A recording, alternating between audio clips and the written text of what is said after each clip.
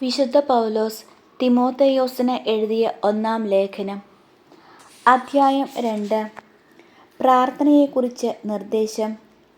എല്ലാവർക്കും വേണ്ടി അപേക്ഷകളും യാചനകളും മധ്യസ്ഥ പ്രാർത്ഥനകളും ഉപകാരസ്മരണകളും അർപ്പിക്കണമെന്ന് ഞാൻ ആദ്യമേ ആഹ്വാനം ചെയ്യുന്നു. എല്ലാ ഭക്തിയിലും വിശുദ്ധിയിലും ശാന്തവും സമാധാനപൂർണവുമായ ജീവിതം നയിക്കാൻ നമുക്കിടയാകത്തക്ക വിധം രാജാക്കന്മാർക്കും ഉന്നത സ്ഥാനീയർക്കും വേണ്ടിയും ഇപ്രകാരം തന്നെ ചെയ്യേണ്ടതാണ്. ഇത് ഉത്തമവും നമ്മുടെ രക്ഷകനായ ദൈവത്തിൻ്റെ മുമ്പിൽ സ്വീകാര്യവുമത്രേ.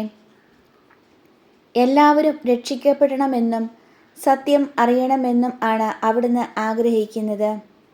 എന്തെന്നാൽ ഒരു ദൈവമേയുള്ളൂ, ദൈവത്തിനും മനുഷ്യർക്കും മധ്യസ്ഥനായി ഒരുവനേയുള്ളൂ, മനുഷ്യനായ യേശുക്രിസ്തു. അവൻ എല്ലാവർക്കും വേണ്ടി തന്നെ തന്നെ മോചനമൂല്യമായി നൽകി. അവൻ യഥാകാലം നൽകപ്പെട്ട ഒരു സാക്ഷ്യവുമായിരുന്നു. അതിൻ്റെ പ്രഘോഷകനായും അപ്പസ്തോലനായും വിശ്വാസത്തിലും സത്യത്തിലും വിജാതീയരുടെ പ്രബോധകനായും ഞാൻ നിയമിക്കപ്പെട്ടു. ഞാൻ വ്യാജമല്ല, സത്യമാണ് പറയുന്നത്. അതിനാൽ കോപമോ കലഹമോ കൂടാതെ പുരുഷന്മാർ എല്ലായിടത്തും തങ്ങളുടെ പവിത്രമായ കരങ്ങൾ ഉയർത്തിക്കൊണ്ട് പ്രാർത്ഥിക്കണമെന്ന് ഞാൻ ആഗ്രഹിക്കുന്നു. അതുപോലെ തന്നെ സ്ത്രീകൾ വിനയത്തോടും വിവേകത്തോടും കൂടെ ഉചിതമായ വിധം വസ്ത്രധാരണം ചെയ്ത് നടക്കണമെന്ന് ഞാൻ ഉപദേശിക്കുന്നു. പിന്നിയ മുടിയോ സ്വർണമോ രത്നങ്ങളോ വിലയേറിയ ഉടയാടകളോ അണിഞ്ഞ് തങ്ങളെ തന്നെ അലങ്കരിക്കരുത്.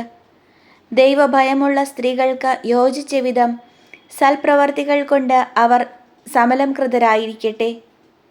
സ്ത്രീ നിശബ്ദമായും വിധേയത്വത്തോടുകൂടിയും പഠിക്കട്ടെ. പഠിപ്പിക്കാനോ പുരുഷന്മാരുടെ മേൽ അധികാരം നടത്താനോ സ്ത്രീയെ ഞാൻ അനുവദിക്കുന്നില്ല. അവൾ മൗനം പാലിക്കേണ്ടതാണ്.